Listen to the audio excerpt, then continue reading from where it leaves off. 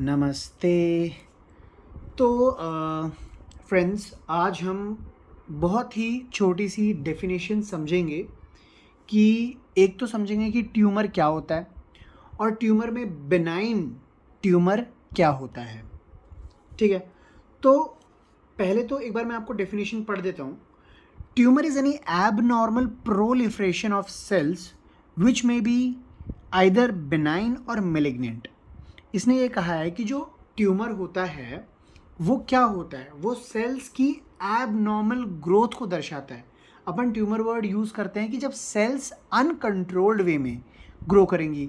अगर controlled way में grow करेंगी तो वो तो नॉर्मल ग्रोथ हो गई, और अगर अनकंट्रोल्ड वे में ग्रो करेंगी तो उनको क्या बोलेंगे, एबनॉर्मल ग्रोथ। फॉर एग्जाम्पल, आपको आपके पापा ने पर मंथ फॉर एग्जाम्पल दिए 30,000 कि आप 30,000 खर्च करो बेटा। ठीक है, तो आपने एक तो एबनॉर्मली उसको खर्च कर दिया, एबनॉर्मल वे में। पहले ही दिन 15,000, अगले ही दिन 15,000 और खर्च कर दिया आपने बाहर में, तो 2 दिन में आपके 30,000 खत्म हो गई। ये क्या है, ये अनकंट्रोल तरीके से खर्चा करना है। और वही खर्चा आप पर डे 2,000 या पर डे 1,000 के हिसाब से करते तो आप 15 से 30 दिन वो पैसे चला लेते और कुछ ना कुछ अलग अलग चीज़ें कर लेते। तो ये क्या था, कंट्रोल्ड वे में खर्चा करना।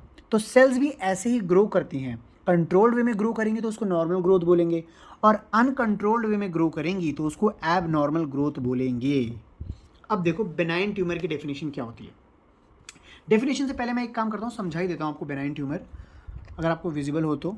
ओके, आई गेस विजिबल तो है, हाँ ठीक है। तो बेनाइन ट्यूमर जो होता है उसमें अपन बेसिकली क्या देखते हैं, उसकी कुछ पॉइंट्स अपन नोटिस करेंगे, मेन पॉइंट्स, कि बेनाइन ट्यूमर जो होता है वो ओरिजिनल लोकेशन पे ही रहता है, वो अपनी लोकेशन चेंज नहीं करता। मतलब ये देखो, ये फॉर एग्जांपल डार्क सेल थी, ये मैंने डार्क में इसलिए बनाई क्योंकि ये ट्यूमर सेल है। तो नॉर्मल सेल्स में ये नीचे वाली लेयर जो है ना, 1 2 3 4 सेल्स की नॉर्मल सेल है, इसकी जस्ट ऊपर एक ट्यूमर सेल बन गई है। तो ये जो ट्यूमर सेल थी इसने एबनॉर्मल ग्रोथ दिखाई। क्यों? क्योंकि ये ट्यूमर सेल है, क्योंकि ये कैंसर सेल है, इसलिए एबनॉर्मल ग्रोथ दिखाएगी। और एबनॉर्मल ग्रोथ दिखाने के बाद इस सेल ने इतनी सारी सेल्स बना दी, ढेर सारी सेल्स बना दी, लिमिट ही नहीं है, बहुत ज़्यादा सेल्स बना दी छोटे से एरिया में, क्योंकि इसने एबनॉर्मली ग्रो किया है, इसीलिए तो कैंसर सेल है। और ये सेल्स इस लोकेशन से कहीं और नहीं मूव कर सकती। मतलब अगर मैं एक पॉइंट बनाऊँ यहाँ पे कि क्या ये सेल्स यहाँ से यहाँ तक आ सकती है, नहीं, मूव नहीं कर सकती है। ये टिश्यू अगर और ग्रो करेगा तो यहाँ तक ग्रो कर सकता है, लेकिन ये एक सेल उठ के यहाँ तक कभी नहीं आ सकती। तो ओरिजिनल लोकेशन पे प्रेजेंट रहते हैं बेनाइन ट्यूमर के सेल्स। ये पॉइंट क्लियर हो गया, लोकेशन चेंज नहीं होती उनकी। मतलब अगर बेनाइन ट्यूमर है किसी को, है ना, तो उस कैंसर में क्या होगा कि जिस पार्ट में वो कैंसर है वो उधर ही रहेगा। फॉर एग्जाम्पल, अगर वो कैंसर है टेस्टिस पे तो टेस्टिस पे ही रहेगा, टेस्टिस से मूव करके ब्रेन में नहीं पहुंच जाएगा। समझ रहे हो आप, इतना ज़्यादा मूव वो कैंसर सेल्स नहीं कर सकती, इसीलिए तो उसको कहते हैं बेनाइन ट्यूमर।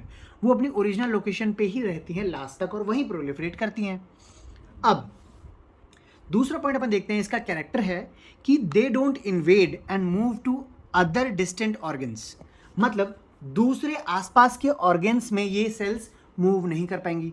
पहली बात तो मैंने बोला था ये सेल्स मूव ही नहीं कर पाएंगे, तो आसपास के ऑर्गन्स में घुसना तो बहुत दूर की बात है। अगर ये टेस्टिस सेल्स में हुआ ये कैंसर, तो वो वहाँ से आसपास के कोई भी ऑर्गन आप देख लीजिए, चाहे आप किडनीज देख लीजिए, कुछ भी देख लीजिए, वहाँ तक वो मूव नहीं कर पाएंगी, वो टेस्टिस में ही रह जाएंगी, वही उनकी फाइनल लोकेशन रहेगी। दूसरे ऑर्गन्स तक जा नहीं सकती, दूसरे ऑर्गन्स में इन्वेड नहीं कर सकती, अपने ही पर्टिकुलर एरिया और टिश्यू में रहती हैं, इसलिए इनको बेनाइन ट्यूमर कहते हैं। लेकिन है तो ट्यूमर ही, क्योंकि सेल्स एबनॉर्मली ग्रो कर रहा है। अब देखो यहाँ पे नॉर्मल टिश्यू बनाया मैंने, फॉर एग्जांपल एपिथेलियल सेल्स है ये, तो नॉर्मल टिश्यू देखो कितना स्ट्रक्चर्ड वे में है और सेल्स भी कंट्रोल्ड वे में ग्रो कर रही है, ऐसे अनलिमिटेड सेल्स नहीं बनाई। लेकिन यहाँ पे अपन देखेंगे तो लगभग इतना ही एरिया, इसे थोड़ा सा ज़्यादा मान लो, लेकिन ये एक सेल कितना ग्रो कर चुकी है, कितनी और सेल्स बना चुकी है, कितना एरिया कवर कर चुकी है, इतने से एरिया में कितनी ज़्यादा सेल्स है, कंसंट्रेशन इन कैंसर सेल्स की कितनी ज़्यादा है। तो ये अनकंट्रोल्ड ग्रोथ इसी को कहते हैं। कम एरिया में ज़्यादा सेल्स हो गई और ग्रो करे ही जा रही है, रुक ही नहीं रही। यहाँ पे नॉर्मल एरिया है या ज़्यादा एरिया भी होता तो भी इतनी सेल्स रहती, नॉर्मल सेल्स रहती, ज़्यादा सेल्स नहीं होती, अनकंट्रोल्ड ग्रोथ नहीं है। तो ये तो हो गया नॉर्मल ग्रोथ, ये हो गया एबनॉर्मल ग्रोथ।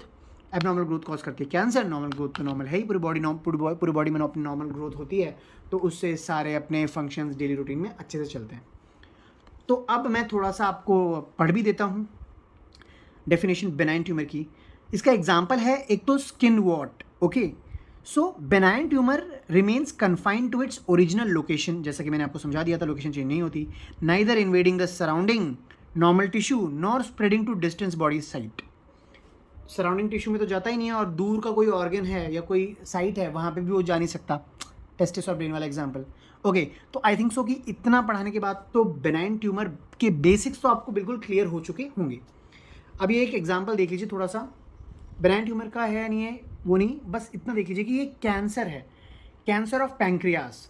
तो ये जो डायग्राम इसमें दिख रहा है, इसमें कैंसर सेल्स कौन से हैं, ज़रा देखो एक बार डायग्राम और गेस करो कैंसर सेल्स कौन से होंगे।